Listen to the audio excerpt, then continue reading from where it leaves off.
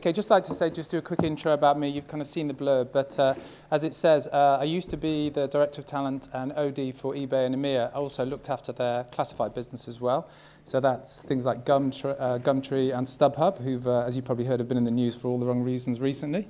And a couple of months ago, I took the plunge and set up Turn 10 Consulting, which is a Brighton-based talent and OD consulting business. So the journey has been a bit of kind of Richmond, Berlin, San Jose to my spare room now. So it's a bit of a change there. But I love the I love the video, by the way, earlier about Southern Rail. I am so glad I don't have to do that anymore. So anyway, that's just a little bit about me. Which way does this go? Okay, so that's the first slide. Okay, so just in terms of the sessions, it's going to take it'll be about an hour or so. So what I'm going to do for the first 10 minutes is share a few insights around kind of eBay and about what we did in eBay around growing your talent. Then I'm going to throw it over to you to have some discussions around the work that you've been doing around a couple of key talent questions. And then finally, we're going to have an opportunity to share the learning. And by that I mean, what I'm looking for out of those discussions is I'm not looking for the long list. Actually, I'm looking for the real insights that come out of that, the one or two things that have really made the differences for your business. So that's the plan. I reckon we'd take about an hour or so. So first off, as I say, I'm going to spend about 10 minutes just sharing a few sort of insights around growing your talent, my insights from eBay. So I've got to ask, this is kind of a tradition thing, so how many people here use eBay? Okay, cool. Okay, so quite a few, so that's good. It's quite interesting. When I worked for eBay and I talked about working for eBay, I used to get really different reactions. Some people really knew what eBay was and what it was about. To some people I spoke to at parties who thought it was run by like a few guys in a room in San Jose who lived off pizza. And actually, if I look back at eBay, in its prime, it's huge in terms of a tech business. So in terms of some of the headline financials, it was about turnover of about $20 billion a year, profits of about 2 to 3 billion, and employed globally 33,000 people. So it is huge. So when I was talking to Tara and I was thinking about making this speech, I was thinking about actually eBay, 33,000 people global, and also the digital hub within Brighton. Actually, what is about that will be relevant to you? So rather than telling you about kind of what eBay did in terms of the activity, because some of that's probably not going to be as relevant, what I thought I'd do is share with you some of the thinking that underpins the work we were doing at eBay. And I put that into 3 simple questions, which I'm hoping you can then take back to your business as really practical things that you can think about, that will prompt you to perhaps think about how you do things and do things sort of differently. So the first thing and the first question I'd ask for you is what does talent look like for your business? And the key in there is about for your business, because that, as we've seen through the conversations today, that can differ. From an eBay perspective, eBay invested hugely in terms of defining what potential meant for them. So as a global tech business, they were measured on the financials, but one of the key measures I'm sure everyone knows here is it's all about growth. That's the key driver. And in order to achieve growth, you need a pipeline of talent to be able to grow with you and expand your business. So for eBay, when they talk about talent, what they're talking about is potential. So that's potential typically to move into senior manager, director, VP, or for the chosen few SVP type roles, and move quickly as well as the business expands and grows. But I think for me, the key here is about for you, when you're thinking about your business, is actually thinking about what does talent mean for you. And a lot of that, I think, is very much for eBay, was very much rooted in the business plan, the strategy, but also for owner-managers here, it's about thinking about actually what kind of business do you really want to create, and begin to think about the kind of people that you need to attract to your business so you can achieve what you want to achieve. And that can be different for different people. I'm sure there's people here who are going for business where there's a real focus on growth, and there'll be other people who are working around here. There's a real focus on building a really nice, balanced lifestyle business. And the type of people who might want to work in those business and the talent that you want to attract to that can be quite different. So I really think it's worth spending some time. And this could be, a conversation. If you're an owner-manager, this could be a period of reflection over a flat white. But if it's a lot of the businesses here, probably 2 or 3 directors, maybe with small leadership teams, it's a discussion amongst them and I think amongst your broader community within the business about actually what does talent mean to you and what are the kind of people that we want in our business that are going to fit and they're going to help us achieve what we want to achieve. So, first question is around, as I said, what does talent look like for your business? A couple of points on that, and I think people have touched on this already. So the first point is potential. I come from, I've got 2 teenage kids, and I come from a philosophical point of view where everybody has potential. I think it's just a lot about finding your fit. So for me, potential is contextual. So it's all about a point in time for that particular business, and also the culture, the leadership, the sector that business is operating. So it's not about you either do or don't have potential. But what I'm going to share with you, I'm not going to share the eBay model of potential because that would probably take about 15, 20 minutes in itself. What I'm going to share is probably a few observations in the type of characteristics, and this is kind of from eBay, the type of characteristics that you will typically see within people who are demonstrating talent, or from an eBay perspective, potential. They typically have kind of 3 things. And the first thing is around intellect. These people are smart, okay? And that's about not only about how they use their intellect and their applied intellect, but it's also about and this is the bit, doesn't entirely come to me, but it's the innate chip you're born with. So the innate intelligence, as you move into more senior roles, either in kind of medium-sized businesses is in here, you know, the tech businesses, they're complex, there's a lot of ambiguity, there's a lot of pace involved, you need a base level of intellect to be able to process and deal with that. In terms of drive, again, that's another key quality you see. And you tend to see, I've seen this again and again with talented people, they tend to be very clever about how they use their time, how they structure, how they plan. Also really clever about how they work through relationships. But also you see, and this is something that's perhaps not so Brighton, but actually they do tend to be people who are quite focused about how they work. They tend to be the type of people who are in early and also stay late. They certainly aren't the type of people who hang around the office wanting to be seen, to be present, etc., etc. But they are the kind of people who are really focused, because those types of people typically are trying to demonstrate how good they are and actually really motivated and driven by doing great work. So it's about delivering stuff that can be really proud of. And the final characteristic that I see, again, is about relationships. And it's interesting. When I went, I had like 7 interviews to get into eBay, and in the first interview, one of the questions I asked was, what's the number one quality that I need to succeed in this role? And they said likability. They don't like you, no one's going to work with you. Just not going to work with you. And that's a theme that I picked through some of the conversations here as well. And actually, that's probably an annoying quality of people who are really talented. They're normally the types of people who are really liked by everyone. They're liked by their teams, they're liked by their peers, they're liked by their boss, and liked by their customers. Because these people typically, they're usually really good at the job, so everybody likes them because they're delivering.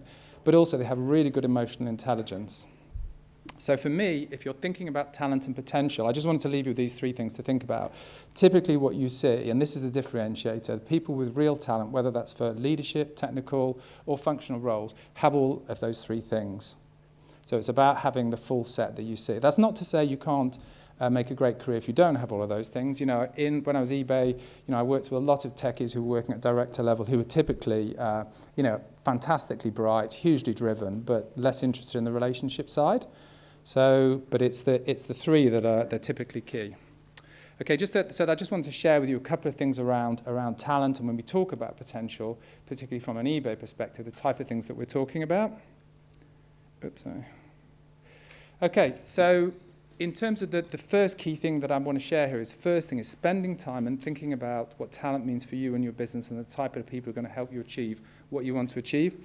And the second thing is around, are you aligned as a leadership team? And I'm thinking specifically here around sort of some of the more medium-sized businesses. And for eBay, to put this in context, they spent a lot of time, so basically every 6 months, we used to organise what was called talent boards across all of the businesses, where we'd get say if you take eBay UK as an example, we'd get everybody in a room, so this is all the people managers, it's not just the directors, and we'd talk about the people, and we'd probably do it for about half a day. And we'd work through everyone, we'd talk about how they were tracking, we'd talk about their development, we would talk about that, because the key was about having a shared and aligned view of the talent that we had in the business. So we had an aligned view about who we saw as talent based on the model we had. But also what we did as a business, what they sometimes does is begin to highlight issues. So actually, where are there issues where we don't have succession? Where is it where we have someone who has particular technical skill where no one else has it, so we've got a single point of failure? Where is it we've got real gaps and we've got real risks, so you can begin to think more strategically about how you manage your talent within the business. And I'll just share this with you, this is not something that is, keep going the wrong way. This is not something that's eBay specific. It's something that a lot of companies use, but it's called the 9-box grid. And this is what eBay used to kind of shape those conversations. And the important thing here is about having a framework. And this basically framework looks at two things. So in the bottom, it looks at people from the perspective of their performance. And you can Google this. This is readily available. And then on the vertical axis is potential. So what you're looking at in terms of when you're thinking about potential, you're looking at not only their performance in the role, so how are they delivering in the current role, but also a view based on what you've decided is the potential, what means potential for your business, is how do they look in terms of their potential for the future. And that's about trying to have a conversation where you differentiate between performance in the role and performance in the role and potential, and they're similar. There's a real overlap between those two things, but they are quite different as well.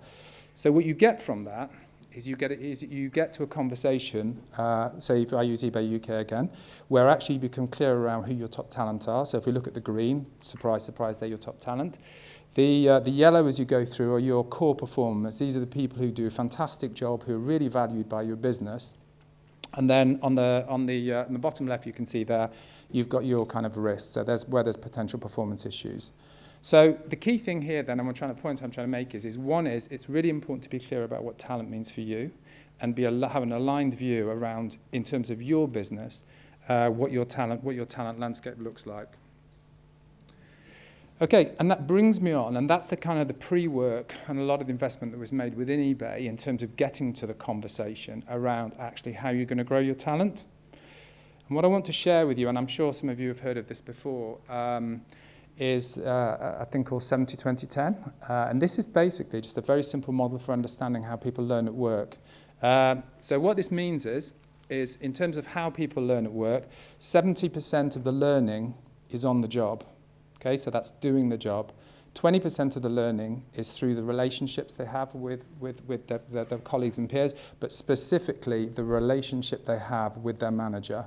That's absolutely fundamental here. And the 10% is actually the learning they get from sort of off-site learning and courses and things like that. So the key message in this is, in terms of the 90% of all learning is from doing the job, interactions with your team and your peer group, and interactions with your manager. So that's absolutely fundamental to growing your talent. Those relationships are absolutely fundamental. So if we're clear about what we mean by potential, we've got an aligned view, we understand 70-20, then actually, well, where do you want to spend your money if you want to really grow your talent? Well, what my suggestion here is that, and I know we've had some conversations about coaching already, but actually, my observation across a lot of organisations is they significantly underinvest in the people skills of their people managers. My own personal experience, and I don't know what yours or anyone who's worked for kind of bigger business in the past, you know, when I've managed teams and I was asked to do performance appraisals, I was told what to do. I never had any training how to do it. You know, when we used to do pay calibrations and talent boards, I was told what to do, but I was never given any training and development or coaching in how to do that. So the first thing that I would say, and this is a foundational piece, is starting by actually investing in yourself. And eBay did this a lot. They invested incredibly heavily in terms of developing the people skills of their people managers. Huge amount of money plowed into that because they understood that actually that's fundamental in terms of in growing and engaging and retaining some of your top talent. Another theme that came out of this, which builds on that, is you've probably seen that over the past few years, a lot of the big tech companies have been dumping their performance appraisal, performance management processes. The reason why they've done that is because they've realised that probably what everyone knew, that no one likes them and they don't really add a huge amount of value. But what does really add a lot of value is actually the conversation. So actually, when you're talking about building people skills, what you're doing there is about equipping leaders and managers to have really powerful conversations with their teams. And that's about, and this is about the basics. It really is. And a lot of companies just don't get this right. So if someone, and people have talked about onboarding, but if someone starts, it's about spending real time with them so they understand what their role is. They're clear about their expectations. You give them regular feedback on performance. You give them recognition sort of when it's due. And you have regular conversations around their performance, around their development, and around their careers as you go through the year.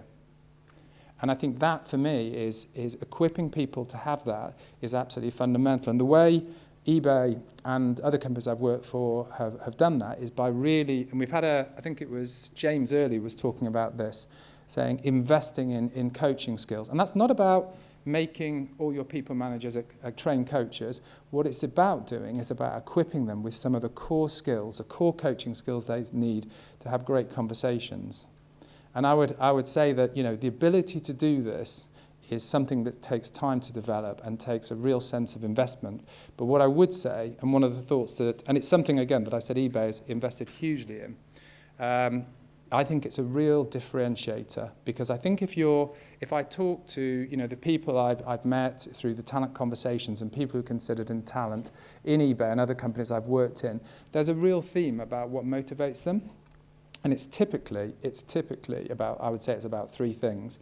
The first one is about actually the opportunity to work with great people. So actually getting into a company where I'm working with some real top talent who really keep me on my toes and really stretch me and grow me professionally. And I think being around that environment really does grow people. The second one is a responsibility on the business that is about the opportunity to work with those people and do some really great work that I can be proud of, that stretches and develops me professionally. And the final one is about working with a manager who really invests in me. And we talked about, I think people were talking about this earlier, who really invests the time to get to know me, to get to know my aspirations, to get to know what my development challenges are, to get to know what I said before, my career aspirations are, but someone who really knows me, who really invests in me and can really support me and coaches me through that. And for me, in terms of when I'm thinking about growing your talent, and if we think back to when we were talking about the model of learning around the 90%, it's the sweet spot, I think, for a lot of companies is having managers who have those skill sets who can then integrate work and learning. If you understand what people's development ambitions are, it's about thinking about the work that you've got coming in and aligning those. And also, I think within that is also about putting your best people on your most challenging and complex problems as well. So really taking risks on people, but actually using the coaching skills you've got to actually, as a way of actually managing that risk. And I think that, for me, if I'm just going to leave you with a few things from eBay, because this was only a kind of a 10-minute bit, are the key things and where you need to focus as of getting the right foundational pieces to grow your business and particularly to grow your talent.